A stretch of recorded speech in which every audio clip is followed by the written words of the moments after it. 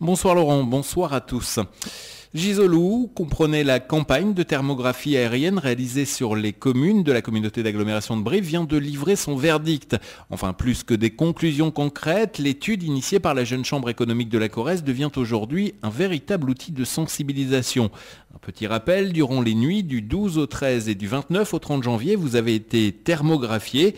Conclusion, une carte qui détermine pour chaque habitation ses déperditions énergétiques, du bleu foncé où elles sont considérées non perceptibles jusqu'au rouge vif où là les déperditions sont excessives.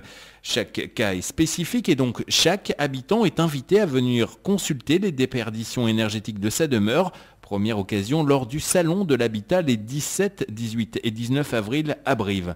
Écoutez Jean-Baptiste Henry, il est ingénieur topographe en charge de l'étude. Et ce qui est important de comprendre en fait, c'est que l'interprétation de la thermographie n'aura vraiment de sens que si elle est faite avec les occupants de la maison, ceux qui vivent dans la maison, qui l'occupent et qui savent comment est-ce qu'ils évoluent dans leur maison. Donc ça c'est vraiment important.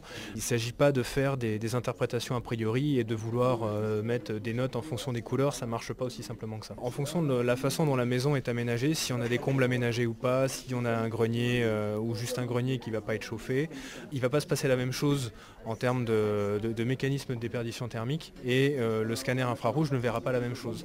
Ça c'est des choses auxquelles on n'a pas accès là-dedans, on va simplement voir qu'il y a des différences entre les maisons, on ne sera pas forcément capable d'expliquer pourquoi. Et donc pour pouvoir envisager de dire aux habitants il faudrait mieux mettre un peu plus d'isolant, refaire votre isolation ou je ne sais quoi d'autre, ou changer de toiture, il s'agit de savoir ce qu'il y a en dessous parce que ça